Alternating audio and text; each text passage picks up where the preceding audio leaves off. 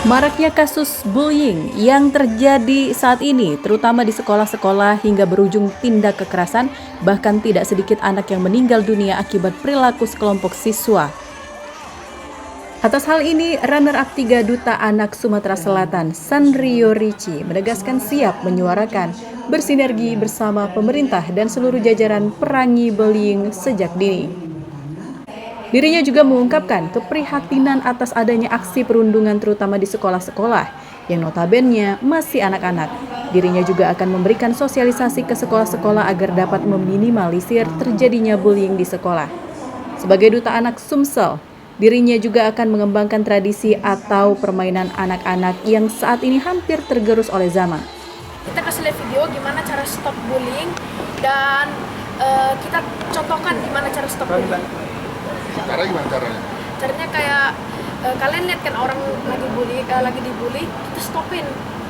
Terus kita kasih terus kita lapor ke guru. Udah.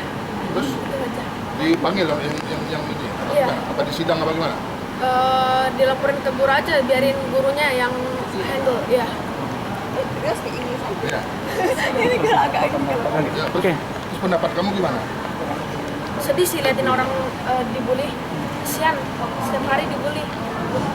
Sekarang banyak sekali perundungan, kekerasan pada anak, maka dari itu saya dengan mengkampanyekan stop bullying dan stop kekerasan pada anak-anak. Kemudian dari itu juga sekarang anak-anak pada nggak tahu tuh permainan tradisional. Kalau kita yang lahir tahun 80, 90 itu banyak kita tahu tentang cengkleng, yeye dan lain-lain.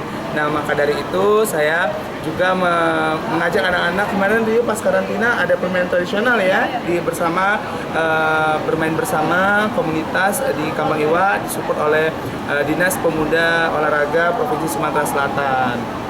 Dan juga saya juga mengembalikan anak-anak ini supaya mereka cinta terhadap tanah air.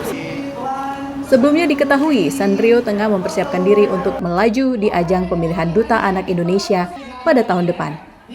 Dari Palembang, Sumatera Selatan, Erwin Setiawan, iNews melaporkan.